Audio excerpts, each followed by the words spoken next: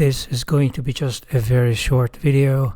Check out this little footage shot on a cell phone. I'm giving you a link below.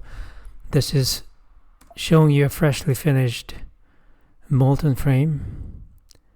I'm not going to play the whole video, but this gives you an idea of the jewelry-like fit and finish and the structure and everything that's characteristic of upper-end Moultons.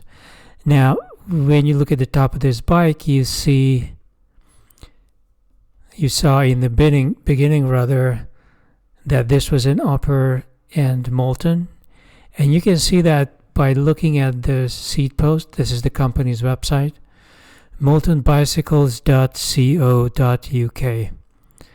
I must say this is a pretty crappy website for a company that's selling bicycles costing close to $20,000 in some cases, only in some cases. So in any case, when you look at the seat post and the front suspension, you see that they are kind of similar. You have a space frame structure in the front to support the tube in the front, but not in the rear.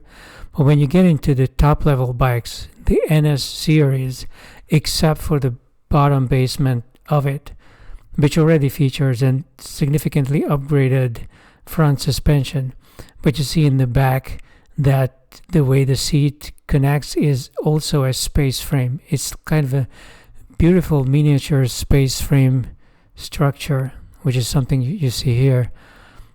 And this, of course, is the $18,000 silver assembled, like steel tubes. There are brushed steel tubes, but they are actually using silver to connect the tubes together, which is amazing. But the whole system is amazing. The suspension in the rear, in the front, it's different from the cheaper Moultons.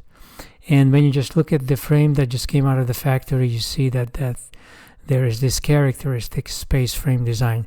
So check out the video. This was just a short thing I wanted to put in to get you to click on that link.